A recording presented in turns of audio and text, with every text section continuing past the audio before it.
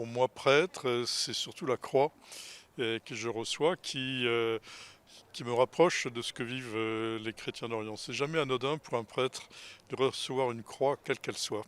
Alors l'œuvre d'Orient, qui est née au Second Empire, a d'emblée été dans une relation de confiance avec ce qu'était l'État français du moment, c'est-à-dire le Second Empire, puis la Troisième République, et puis la Quatrième et la Cinquième République. Et c'est une relation de fait particulière qui est dans la liberté évidemment de l'État français, mais aussi la liberté de l'œuvre d'Orient. Donc l'œuvre d'Orient est résolument une œuvre catholique, ça ne nous aura pas échappé. Elle est de la mission des catholiques en France dans leurs écoles et leurs hôpitaux. Et nous avons une liberté à l'œuvre d'Orient. Nous n'engageons pas l'Église universelle, nous n'engageons pas l'Église de France, ni même l'archevêque de Paris. Nous avons une certaine liberté, même si nous sommes en communion avec l'Église, bien sûr. Et puis, nous avons articulé une relation aussi de confiance réciproque avec les instances de l'État. Évidemment, le Quai d'Orsay, cela va de soi, et les ambassadeurs et ambassadrices en poste en Orient, que je rencontre systématiquement, avec lesquels vraiment j'ai des échanges extrêmement intéressants, car ils ont une merveilleuse connaissance du pays, mais aussi avec les services du Quai d'Orsay à Paris, ce qu'on appelle le centre de crise et de soutien, et d'autres instances, mais aussi ça passe à travers la culture, à travers des relations sur l'enseignement, sur la francophonie. Cette francophonie, évidemment, est un terrain commun pour l'action de l'État français et la nôtre.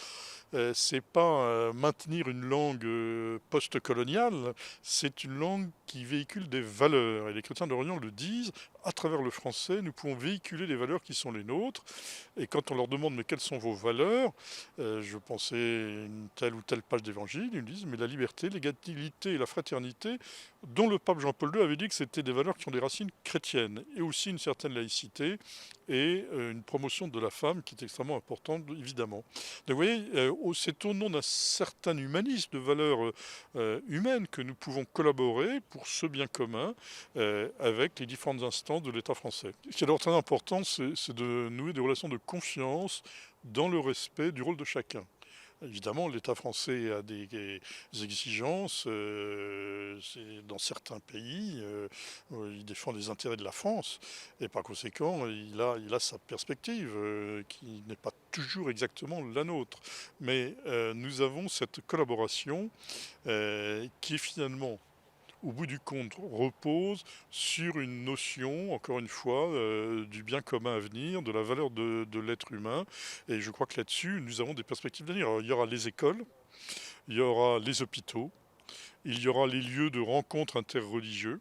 Et je crois qu'il y a beaucoup de musulmans qui veulent avoir des relations pacifiées et fécondes avec, et qui les ont déjà, avec les chrétiens en Orient. N'imaginons pas je ne sais quelle opposition frontale, ça ne correspond pas à la réalité. Voilà, donc vous voyez, il y a quand même beaucoup de pistes. Il y a le patrimoine, et la France est très engagée dans la défense de ce patrimoine. Elle l'a montré à l'Institut du monde arabe, elle va le montrer au Louvre, au musée du Louvre. Il y a beaucoup de choses qui se font dans ce domaine. La France est connue, elle est écoutée, elle est aimée.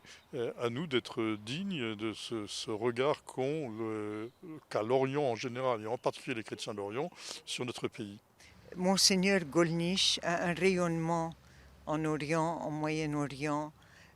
Son œuvre, l'œuvre d'Orient qu'il représente, est pour tous ces peuples du Moyen-Orient, pour les chrétiens, pour encourager la présence chrétienne, mais aussi une présence avec les musulmans, pour les musulmans, pour être ensemble.